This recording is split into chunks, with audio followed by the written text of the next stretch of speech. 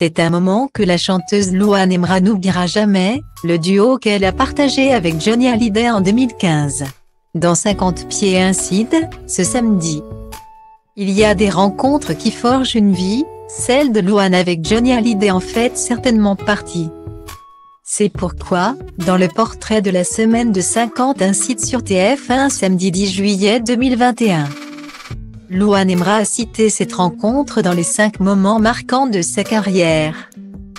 Face à Nikos Aliaga, la maman de la petite Esmé a raconté en détail cette rencontre lors de laquelle elle a interprété l'idole des jeunes, 1962, avec Johnny.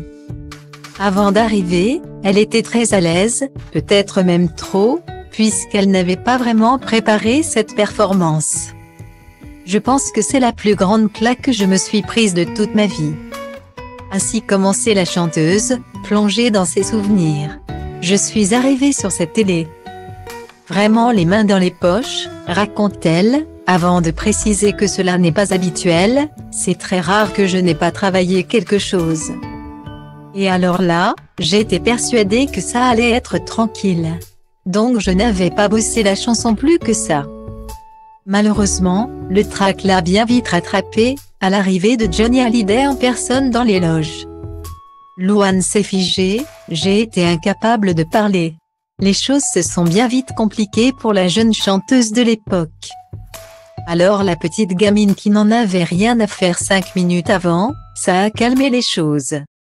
A-t-elle ensuite expliqué, semblant toujours légèrement embarrassée par ce souvenir. Heureusement, Johnny a été très compréhensif face à la jeune chanteuse qui était encore seulement en début de carrière. Plus, comme je n'avais pas assez bossé, on a refait la chanson, je pense 6 fois. Cette fois, ajoute la compagne de Florian Rossi. Si cela a pu être humiliant sur le moment. Elle est aujourd'hui reconnaissante envers le taulier, il a été, à chaque moment. Adorable, s'est-elle souvenue. Si Johnny l'a marqué, c'est aussi pour ses leçons qu'il lui a données, en premier lieu. Il fallait absolument bosser, mais aussi qu'il fallait toujours faire preuve d'humilité et de partage. Ainsi, cette rencontre reste pour elle l'un des plus beaux moments de sa vie d'artiste.